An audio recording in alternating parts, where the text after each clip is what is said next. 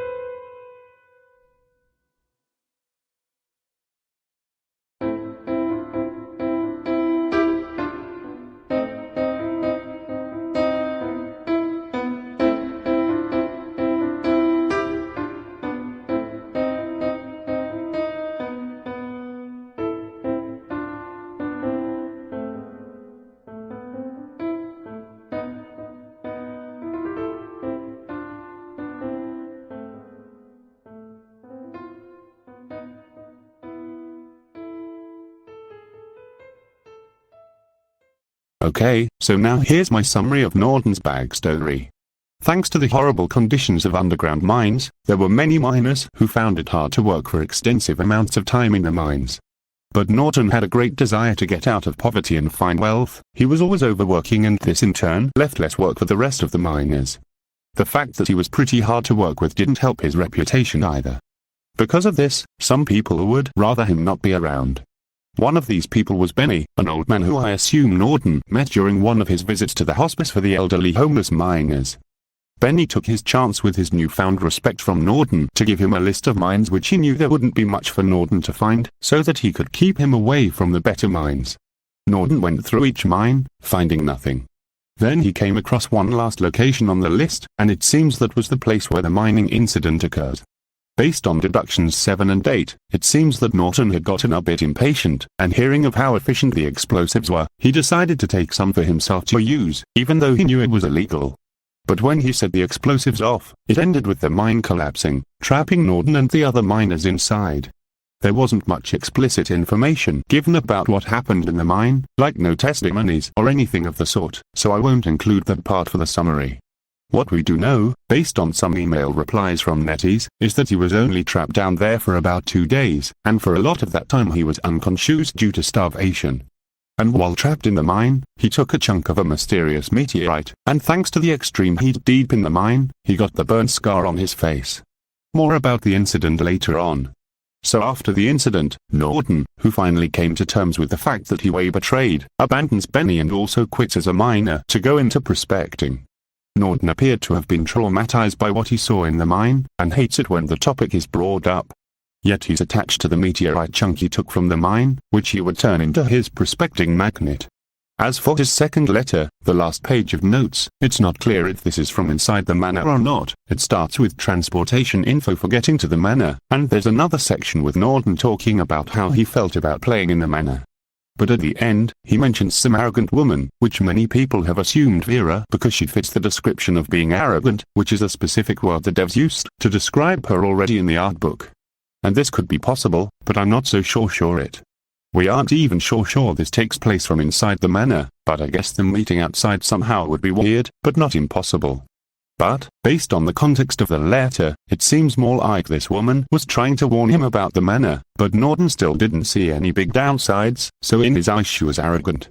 He did say he had to get rid of her, and that may work more with it being Vera, but they could have been trying to prevent Norton from being able to go to the manor.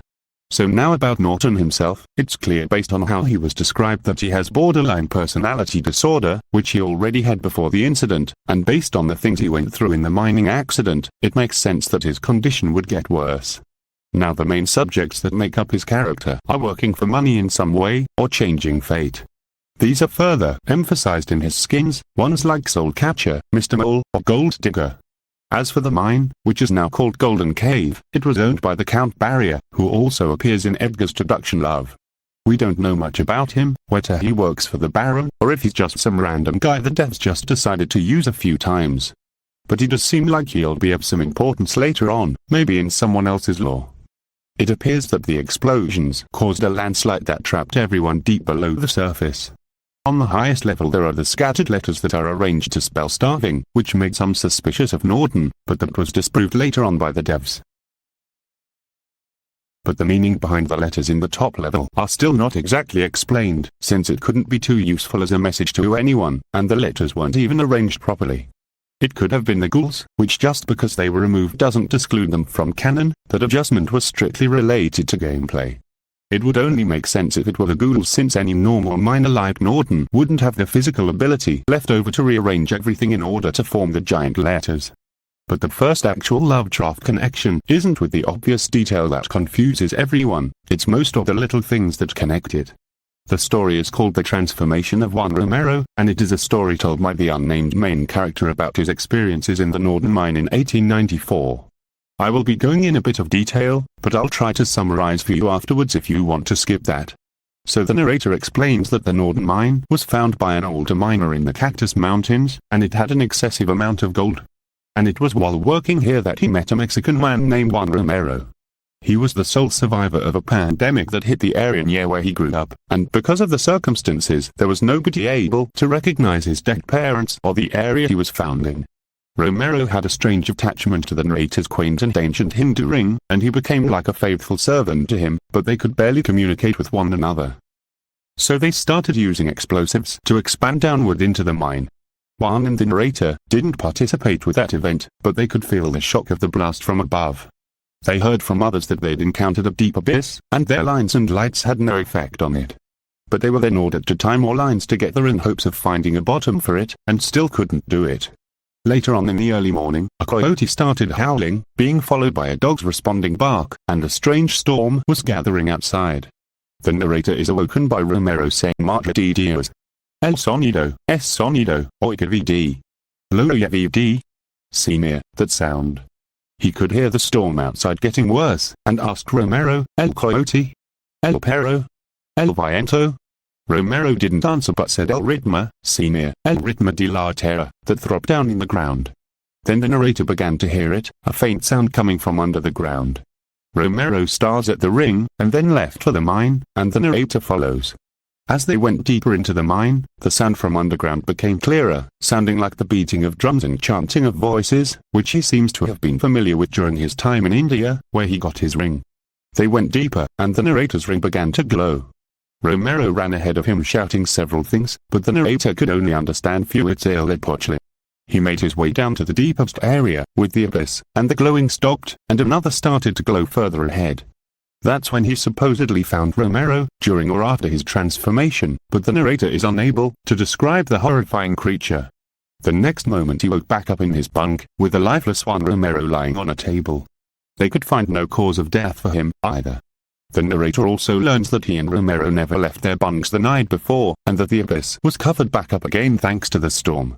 And the watchman explains to him that he only heard the sounds of the coyote, dog, and storm, just as the narrator had heard.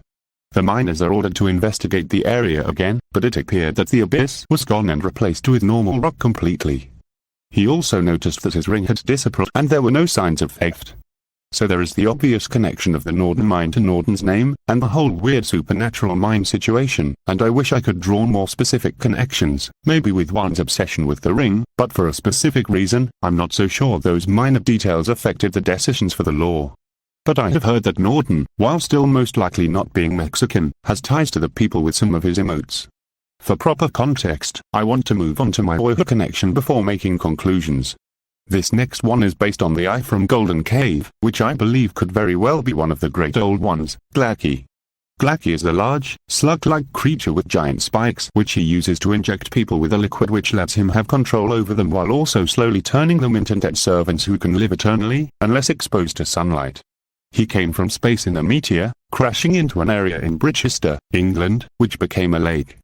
Gla'aki had a cult who built a village around this lake, a few of which were to access Gla'aki's memories, and wrote the Revelations of Gla'aki, which were to 12 revelations with parts of Gla'aki's knowledge.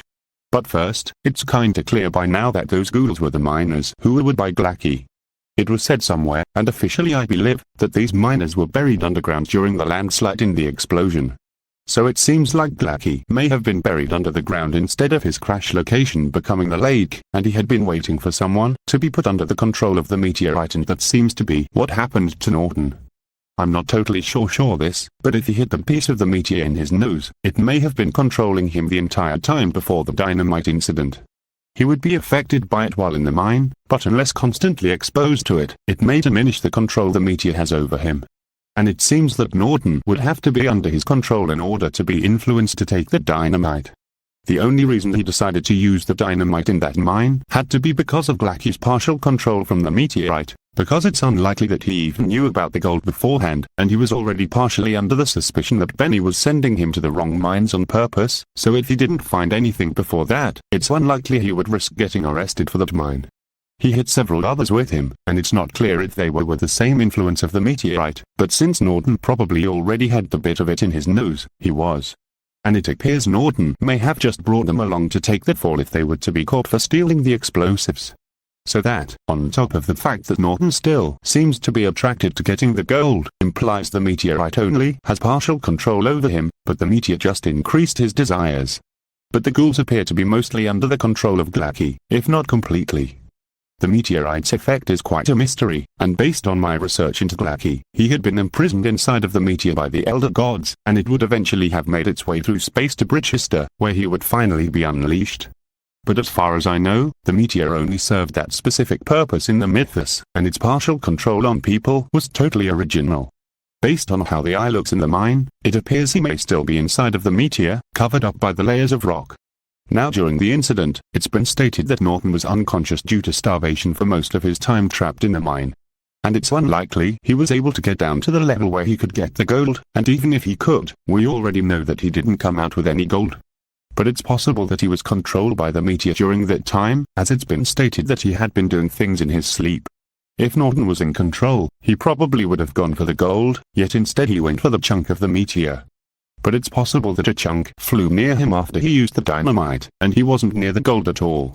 So the ghouls are meant to be controlled by Gla'aki, and during the reveal of Golden Cave, we can see that he sent the ghouls after Norton, likely to hold him down and inject him with Gla'aki's fluids, which is what they usually did in the mythos. So the fact he was literally being chased by dead monsters, and the fact he basically watched the other miners die, was a major part in his fear of the dark mines going forward. But this calls into question if the meteor's effects are connected to Gla'aki, or if in reality, they're a whole separate entity unaffected by Gla'aki. As I stated earlier, the meteor wasn't made by Gla'aki, so he probably had no power over its effects. Now, before moving on to some Lakeside stuff, I wanted to discuss the strong connections. Of course, we already know that Norton was named after the Norton mine from Juan Romero's story, but his last name, Campbell, is based on Ramsey Campbell, the writer who wrote the stories about Gla'aki. And I've seen some interesting info to suggest Identity v Norton had ties to, but the thing I find most interesting is how obvious they allowed the details to be.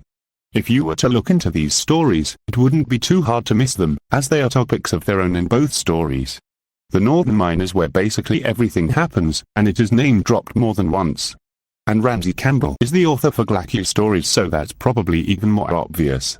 Unlike some other connections that can explain a lot about the lore, this is one of those kinds of connections that rely a lot less on the connections, but still use those connections to leave room for the player to ask questions. For instance, the power of the meteor is, as far as I know from my research, non-existent in the CTHULHU mythos. But in Identity V they make it clear it's a major part of the story, even more of a major plot point than the giant Lovecraftian beast inside of the mine. But, there are a lot of correlations that explain a few things about the lore. Juan Romero was a Mexican man who was orphaned at a young age when he lost both of his parents. Norton has connections to Mexican heritage, even if he isn't actually Mexican, and his soul catcher skin is clearly based on the Mexican holiday the Day of the Dead. Based on some of his skins, such as Ronald of Ness and Sparrow have him lose a parent, a father and a mother respectively. And we already know that skins tell us a good bit of extra information, especially if it's a trend with several skins, like it is here with the parent thing. And especially in the Golden Rose story, the story would have been fine without the addition of the death of Norton's father, so it's more likely that it was added in for a more specific purpose. Romero's attachment to the mine and the narrator's ring may have inspired the meteorite's effect on Norton, but I personally doubt it.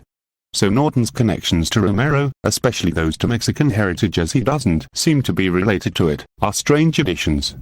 It's possible that these are just references to the story that aren't meant to be important to the lore, but the devs never do things like that. They put these details there because the mystery of their lore is built around the smaller details, letting the people wonder what makes them important, but not if they are important. So I don't think it's realistic to believe these references to Romero's Mexican heritage in his skin and in his emotes are unimportant. Well, like I said, if this is supposed to be important to his lore, then there must be a reason somewhere. In Juan Romero's story, it served an important purpose to the plot, since it explains his strange actions in relation to the void and probably the ring, too. But Norton was only attached to the mine because of the effect the meteor had on him, and his increased desire to find gold because of it. So as far as I can tell, there isn't too much significance to it just yet. And I could still be wrong, maybe it is just a reference, but for now I'm going to wait and see. So now about Golden Cave's connections to Lakeside. In one of Fiona's letters, we learn that the village was located at the bottom of the mountain where the Golden Cave mine was located, and based on the maps from the art book, we should know it's not unusual for these locations to be located nearby each other. So it seems like they were trying to set up the connection, but Lakeside lore is already tricky and confusing. When looking into the stories of the revelations of Gla'aki, the cult village built around Gla'aki's lake and Lakeside village appeared oddly similar. But the Lakeside cult itself is definitely very similar to Hester and his wish granting, and not at all similar to Gla'aki. Because of this, I do think that the Lakeside cult members don't associate their cult with Gla'aki, or at least they don't think they do. But what about the disciples? They're the ones who lead the offerings and are basically the only ones who control the rituals. They only let the villagers make their requests to the apparent lake spirit.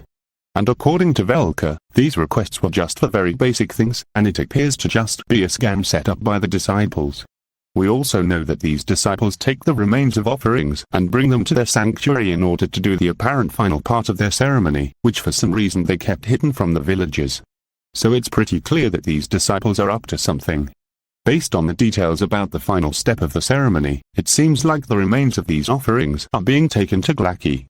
Velka says that the sanctuary was located north of the lake, and I don't know how to tell where north is in-game, but based on maps of the area where the major locations are in the art book, north seems to be going in the opposite direction of the lake, which would probably mean it's going towards Golden Cave, because it's also stated earlier on that Lakeside is set at the foot of the mine. Even if that weren't true, Velka also explains that there was an entrance to a cave in the northern area of the lake heavily guarded by the disciples. It seems that these disciples must have done something in order to infiltrate Lakeside Village, and the way that they did this should be pretty clear. They literally called themselves disciples. But based on the history of Lakeside, more specifically with Grace and her story, I think I may understand more specifically how they did it. Based on her backstory, it's possible that the Deducts were the ones who sent in the children to Lakeside as a part of their plan. They wanted to make a setup where they could create a fate god the villagers would give their sacrifices to for the ceremony. But because of the villagers' mentality, they would quickly become aggressive when they began to believe that Grace was a false god. Then they would sink Grace into the lake, hoping the true lake god would take it as an offering to be eaten, just like the other offerings in their ceremonies. They knew that because Grace was a naiad, she couldn't drown. They only intended to make sure that she would be anchored to the bottom while they would wait on the lake god to accept their sacrifice. As we know now, this never happens, and Grace is rescued by the scuba diver with the fire poker. So the fact that this was all a fake setup must be true, or Grace should have actually been received by the lake god. I doubt it's the disciples who rescue her, because she'd probably go straight to the manor after being rescued, and I doubt the disciples were working with the manor. Anyways, this is when these disciples come into the picture. They come in yellow robes similar to that of the king in Yellow Hester, who we already know is the real lake god. They claim that the lake god has accepted their offering, but he sent the disciples to control the ceremonies for them so they won't be messing something up again. And the villagers would probably, from what we know so far, be desperate and gullible enough for that plan to work. From there they could easily take full control over the ceremonies and the route to the Golden Cave without having to expose their true intentions, therefore being able to use their cattle sacrifices. The disciples also could have been behind the kidnapping of the children from Lakeside, most of which were from the families who were just visiting. It doesn't seem like they were taken for just a normal sacrifice or something, because later on one of the children was found alive, soaked with water. Because of whatever ritual was done on them, or because of something horrifying they witnessed, they were a pretty bad physiological condition and probably couldn't share the story because of it. They might have been giving the kids to Gla'aki in the lake, even though they wouldn't be as useful as an adult. In the CTHULHU mythos, kids getting kidnapped for creepy cult stuff isn't too uncommon, and I'm not sure what the reason is, but I guess it's just easier. And assuming that's true, it explains why they took all the rest of the villagers at one time, probably by tricking them. When they arrived out in the lake, Gla'aki probably took them all under. Maybe the disciples make sure they had to disappear after they served no use to them. Beforehand they only needed them for the amount of sacrifices they could give them. But if that's true, it means that the disciples only wanted one thing in particular from Gla'aki. The only things I can think of are gold, meteorite chunks, or knowledge. I don't think any of these would make sense. They could easily get into Golden Cave some other way, and Gla'aki does have a large amount of knowledge, but we don't know if that applies here. Plus if they just wanted knowledge in general, Hester is an easier and probably safer alternative to look into, and he was already there. But it's not necessary to assume that the disciples were too involved with the disappearances anyway, even if it makes the most sense at first. There's also another character heavily related to the disciples and Golden Cave, and I believe that to be Fiona. Before her father left, he tried to persuade Fiona to go out and explore the horizons of the world. He also mentions a land of gold. This is the thing that I find is clearly the most important bit of information that can relate her to the disciples. She was likely living there during the time that the disciples were, and unlike the other villagers, she wasn't so easily manipulated. This is a point about her character that was already prominent. She doesn't like people being arrogant or ignorant, and she doesn't like to rely on such things either. She doesn't like to let herself be ignorant of something just to feel more secure. So when these strange people seemed to be hiding things from the villagers, she was likely already suspicious. It's not totally clear the specific reason why she was investigating them, but it's probably either to find out if their sanctuary was in the Golden Cave and or if she could manage to get into Golden Cave by knowing how the disciples did it. I think that the Golden Cave and Gla'aki are more so an extension of Lakeside lore instead of its own thing, and Norton's story appears to just be a personal story that gives insight into the mine. I also have another possible connection that probably isn't true, but I'm going to mention it anyways. So during part 2 I made a video on the witch house story with Walter Gilman where I tried to make the claim that Walter Gilman may have been an inspiration for either Fiona or her father. Walter was a man who wanted to stay at the witch house in order to learn more about it, and as things get progressively worse he still stays for the purpose. He also has many visions from a place that seems to be deep in space, and of a ritual where he kidnaps a child, which he finds out when he wakes up are always real. Characters from the revelations of Gla'aki, and I think also in the last revelation of Gla'aki, also had visions while they visited his lakeside town. This is a pretty weak connection, but maybe Fiona's father was inspired by Walter Gilman. Maybe his dangerous dedication to his research with the mine was what led to him having to leave his wife and child. Honestly, I'm not too confident in this, I just think it would be cool if it were true. I was just reminded of it while reading the revelations of Gla'aki, and that's what put connections in my head with that story and with Fiona, besides all the other information from her letters connecting her to the disciples. Anyways, I think that's all I have to say on this subject. But before go, I want to mention another person's analysis on Norton that I have taken a few points from.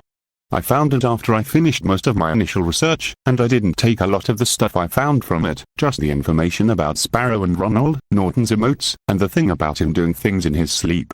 They have a lot more interesting stuff to say about Norton's backstory, which I didn't include, because it wasn't something I found out on my own. I only took these few things from their analysis because I felt it was needed to what I already had. I definitely recommend checking out their analysis too.